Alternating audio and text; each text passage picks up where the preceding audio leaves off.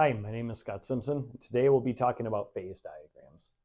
So phase diagrams are often used in chemistry when you're looking at a singular compound. You can have binary, tertiary phase diagrams too, but in this case we're going to be looking at one single compound and how it transforms phases while we modify pressure and temperature.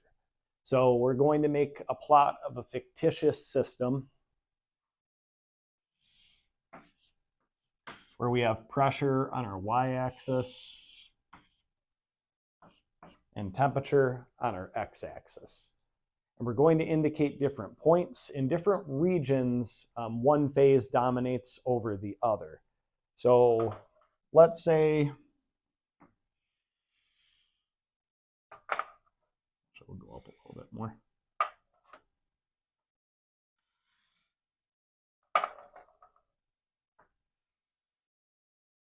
We have a point like this. Okay, what are these regions? It's not explicitly stated, but here we would have a solid. In between here, we would have a liquid.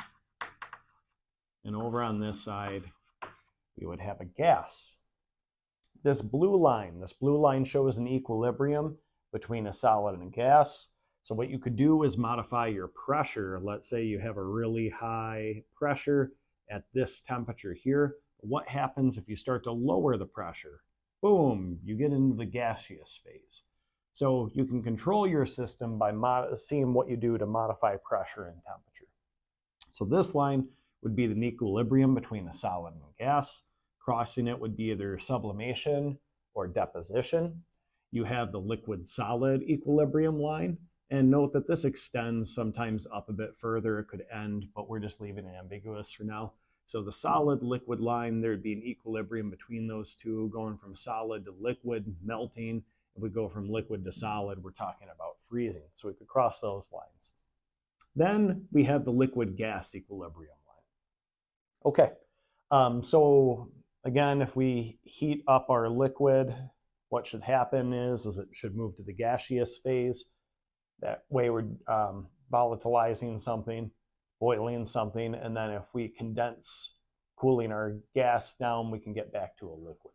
So again, the yellow line is a liquid-gas equilibrium line.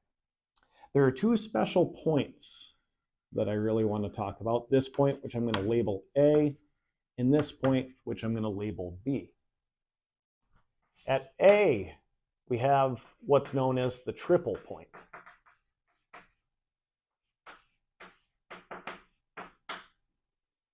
The triple point's a really weird point where you actually get all phases, solid, liquid, gas, all occurring at once. It's very interesting to see. It looks like the system's really confused. Since you're on YouTube already, what I highly suggest is to check out the triple point for water, and you can see how strange that looks. Then we have point B. Point B is a special point where we have a specific temperature, which we're going to call TC, and we have a specific pressure, PC. So at B, we're at a temperature of TC, which is the critical temperature.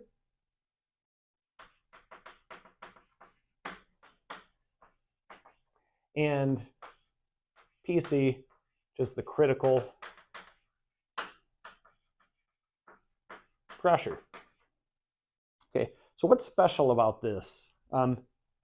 Within this region, as you increase in temperature or you increase the pressure, you actually get what's known as a supercritical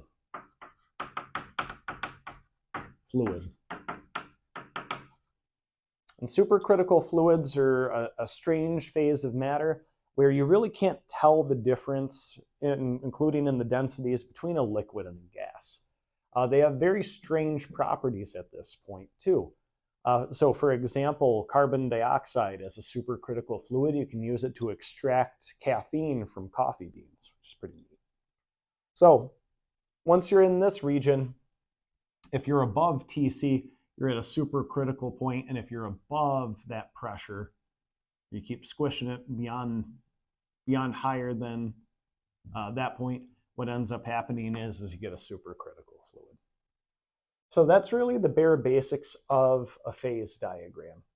If you're interested or have other comments, please leave them below, and thank you for watching.